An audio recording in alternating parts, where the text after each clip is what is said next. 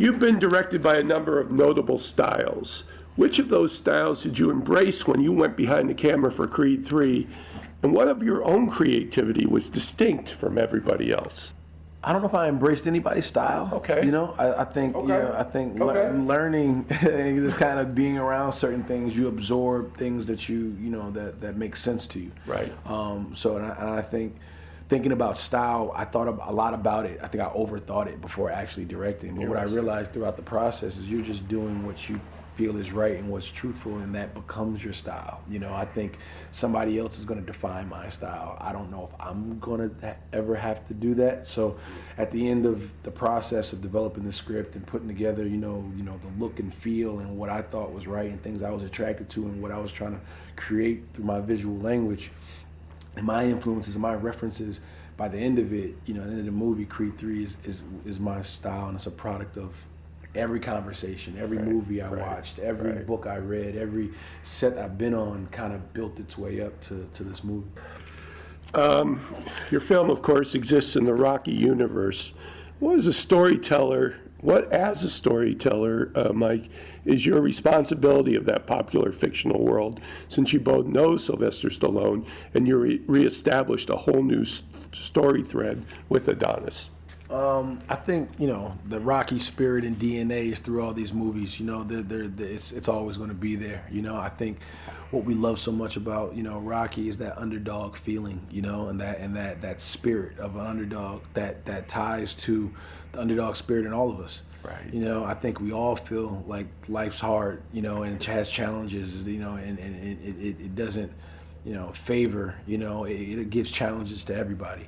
Right. And I think when you see a character like Rocky, you see a character like Adonis, you know what I'm saying, who is larger than life, and they have hardships and they're overcoming these things and these obstacles and these challenges, and they rise from the ashes and they, you know what I'm saying, they reach the mountaintop.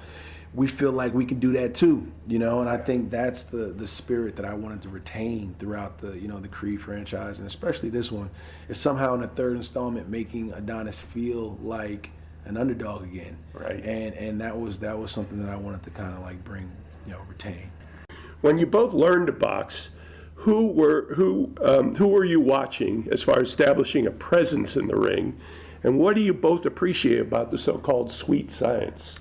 Sweet science, man, the beautiful violent ballet that is boxing, that I love so much. I think for Adonis, you know, it was, there's a technical side of it because, you know, we looked at Timothy Bradley, you know what I'm saying, then we looked at, you know, Sweet Pea, you know what I'm saying, Whitaker, you know, Parnell Whitaker. We looked at those boxers, you know, that I kind of like wanted to, you know, kind of learn from a technical aspect. But then I had the character side that I had to honor as well, you know, I had Apollo Creed, you know what I'm saying? I had my dad, that a style that I had to have a bit of in my style, a little bit, and without completely, you know, emulating, you know, as well, and imitating rather.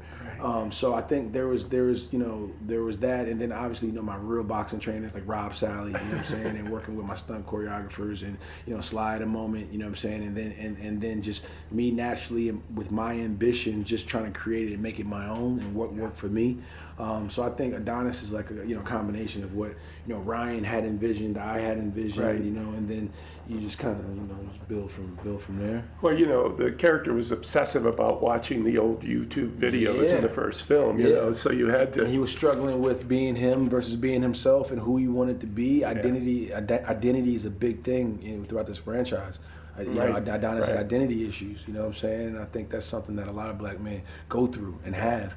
And we wanted to explore that. So in this third chapter, we kind of finally put that to bed in a way, and now we're able to really have some fun, you know what I'm saying, and explore other things without the pressures of like the foundational things that we needed to really explore this guy. So now it's like you start to see us taking more creative swings and things, and to be able to go touch on some other shit, you know what I'm saying, because we had that base already.